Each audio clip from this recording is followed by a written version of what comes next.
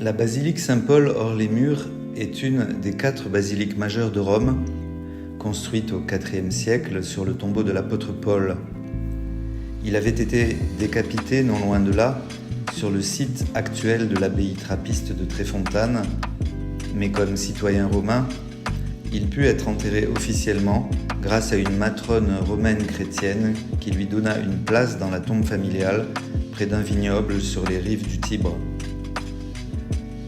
Le pape Anaclet y fit construire un oratoire funèbre dès le 1er siècle. Cette chapelle fut convertie en basilique, consacrée en 324 par le pape Sylvestre I, sous le règne de Constantin qui venait de mettre fin aux persécutions des chrétiens. Plusieurs fois reconstruit, le monument nous accueille aujourd'hui avec un grand portique à colonnes datant du XXe siècle qui entoure une cour intérieure.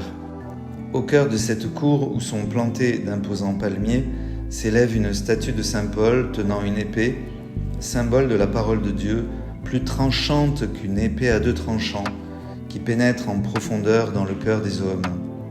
Dans l'autre main de l'apôtre, ses lettres, fondamentales pour la diffusion de la foi parmi les païens. Sur la façade de la basilique, une mosaïque représente en bas les prophètes Isaïe, Jérémie, Ézéchiel et Daniel, comme pour évoquer les siècles qui ont précédé la venue du Messie. Au-dessus d'eux, au centre de la scène domine la figure de l'agneau dont le sacrifice a fait jaillir les eaux du salut qui rayonnent dans toutes les directions, indiquant que la rédemption est offerte au monde entier. À gauche, Bethléem et à droite, Jérusalem, où le Christ a commencé et accompli son œuvre terrestre. Au sommet trône la figure du Christ avec les saints martyrs Pierre et Paul, piliers de l'Église. L'intérieur de ce lieu saint mesure 131 mètres de long et 65 mètres de large. La basilique compte 80 colonnes et un plafond décoré en or. Sur la mosaïque de l'abside, le Christ est au centre avec le livre ouvert au passage biblique du jugement dernier.